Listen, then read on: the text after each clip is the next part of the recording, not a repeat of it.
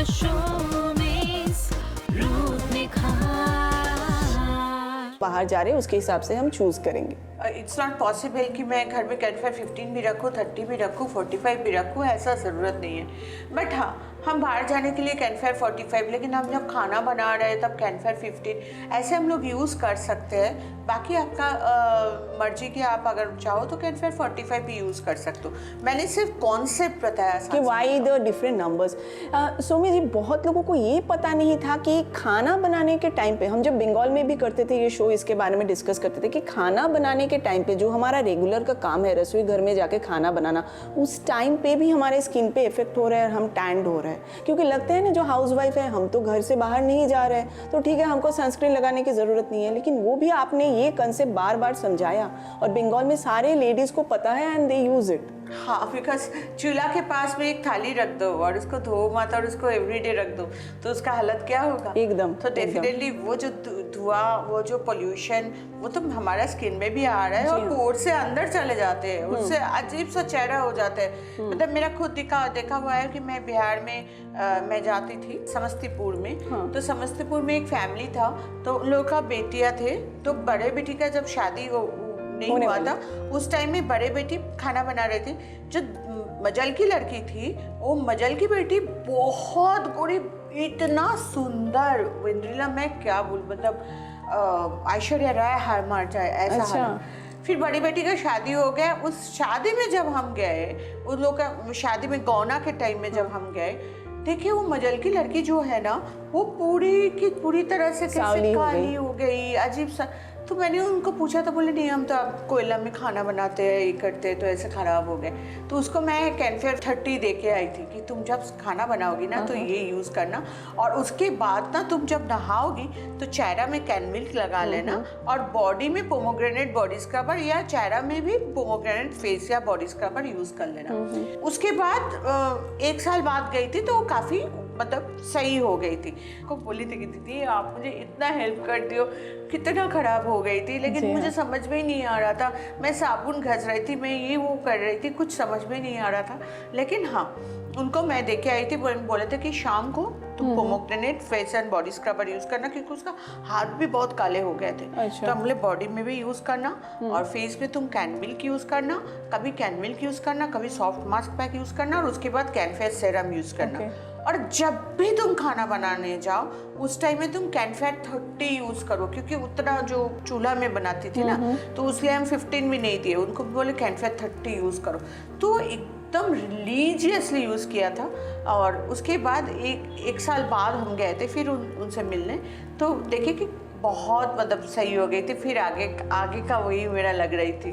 तो एक जादुई प्रोडक्ट हमको मिल गया है अभी की, सीरियसली, कि ये कैनफेयर 30 हो या कैनफेयर 45 हो या कैनफेयर 15 हो, ये हमको प्रोटेक्ट करेगा। ये तो पता चल गया दोस्तों। लेकिन ऐसे बहुत सारी महिलाएं हैं जिन्होंने बहुत सालों से या बहुत दिनों से, बहुत महीनों से नेग्लेक्ट किया है, और उसके वजह से क्या हुआ है, उनके चेहरे पे स्पेशली हाथ हो या बॉडी के कुछ कुछ पोर्शन में ब्लैक पैचेस आ गए हैं, और इतना गहरा है ना वो ब्लैक पैचेस कि वो बहुत ही प्रोमिनेंट है। अब जब भी वो कहीं जा रही है, स्लीवलेस पहन रही है या कोई डीप नेक कोई ब्लाउज पहन रही है, तो वो बहुत ही मतलब बेजान सा लग रहा है त्वचा, और देखने में भी बहुत ख़राब लग रहा है, और चाहे जितना भी मेकअप दे वो जगह प्रोमिनेंट हो रही है। ये परमानेंट जो ब्लैक पैचेस है, क्या इससे बाहर निकलने के लिए कोई हल है? आपके पास तो सब कुछ का हल है ही।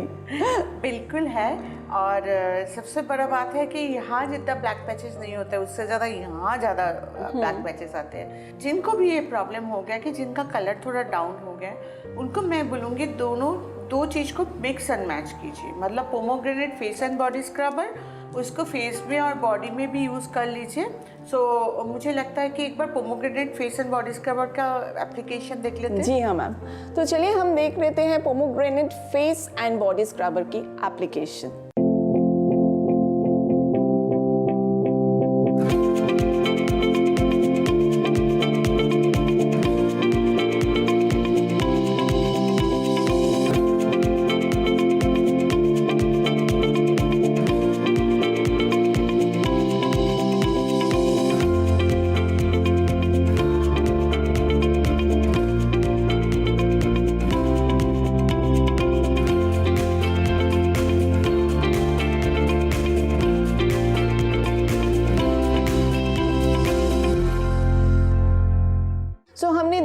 कि कितनी आसानी के साथ हम ये फेस और अपने चेहरे को स्क्रबिंग कर सकते हैं।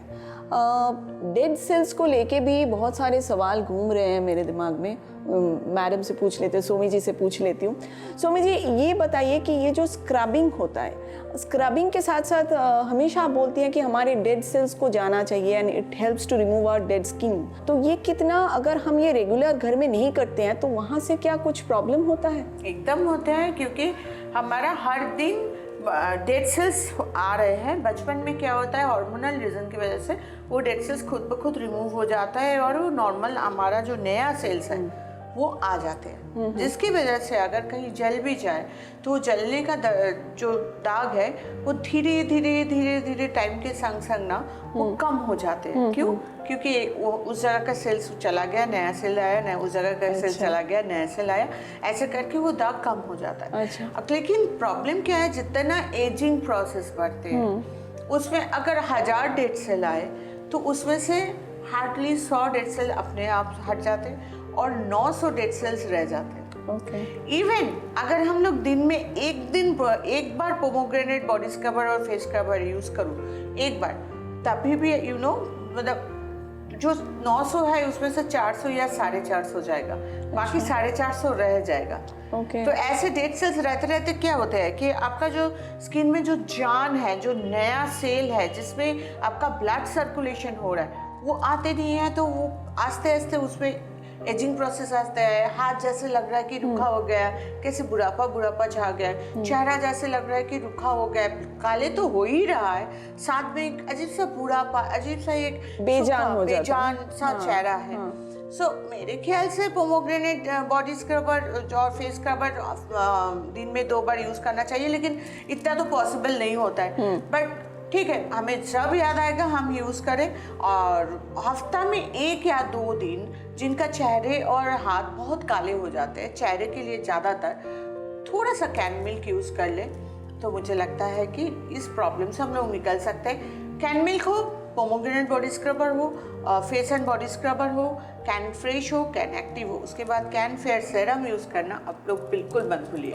Can milk, it was one of my favourite products. इसके साथ बहुत सारी यादें जुड़ी हुई है। फिर कोई एक एपिसोड में, नया कोई एपिसोड में कैन मिल्क के बारे में और भी ज़्यादा बात करेंगे सोमी जी के साथ। आज वक्त की थोड़ी सी कमी है तो आज विदा लेना पड़ेगा। Thank you so much for giving so much, sharing so much of knowledge. ऐसी ही नॉलेजेबल, ऐसी ही प्यारी है हमारी सोमी जी। उनसे और भी आगे जाके हम बात करेंगे। तो ठीक है, मिलते हैं नेक्स्ट एपिसोड के लिए। अपना ख्याल रखिए, फिर से मिलेंगे नई कोई एपिसोड में सोमी जी के साथ। नमस्ते। The show